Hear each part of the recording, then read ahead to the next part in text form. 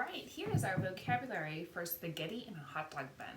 And so as I'm reading the book this week, I want you to listen really carefully. Remember, we're being investigators. So as I'm reading the story, you're going to try and pick out these words and see if you can find them in the story. The first word we need to understand is glaring. And glaring means to look at angrily. So you're glaring at your sister or your little brother, or you're glaring at your parents because you're angry at them. So we usually do that with our eyes. Paused is the second one. And paused means to stop temporarily. So think as you are playing a video game, or maybe you're watching a video, or you're watching a movie or a TV show. You can pause it, right? So you stop temporarily, and then you can play it and keep going. Hesitated is the third one. Hesitated means to stop briefly before you do something else.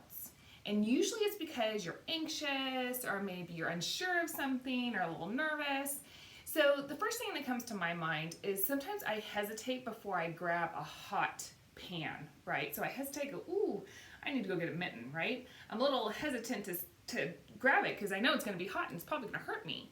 So I just kind of pause because I'm a little nervous, and I go and get the pot holder, right? So you just hesitate. Muttered. Muttered means that when you are talking, you speak very quietly and it's very difficult to hear you. Okay, so it's kind of like this. If you were to mutter because your parents said, it's time to go to bed, and you go, I don't want to go to bed. I want to stay up and watch my TV show. So you're muttering, right? You can barely hear me. You're not really sure what I'm saying, right? Because I'm muttering, kind of talking really, really lightly. Replied is our fifth one. And replied means to say right or do something in response, okay? Or to answer somebody. So let's think about this. When in Seesaw, this is a good example. In Seesaw, you know how they have the comment box in the bottom. And sometimes I'll make comments to you guys like, oh, you might want to try that again. You didn't finish the assignment. Or great job. You did an awesome job on this. That is my comment to you. You could reply back to me and say, thanks, Miss McAllister, or I'll get right on that and I'll do that. So you're replying to my comment in response. The last one is courage. And courage is the ability to do something difficult, right? You have the courage to try to do something. And a great example is going just into distance learning, right?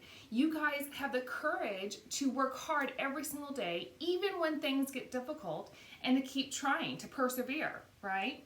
So courage. And so out of all these, so we have 6 of them, your activity this week is that it's exactly the same as last week, because I want you guys to practice using these words in sentences.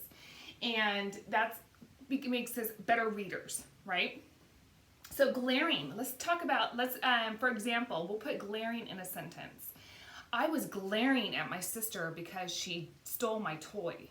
So I put that vocabulary word in a sentence that makes sense, right? And then you can take a picture of yourself maybe glaring, and then you can put that on your Seesaw assignment, or maybe you can just draw a picture of you glaring, okay? All right, guys, good luck on your assignment, and I know you're going to do a great job.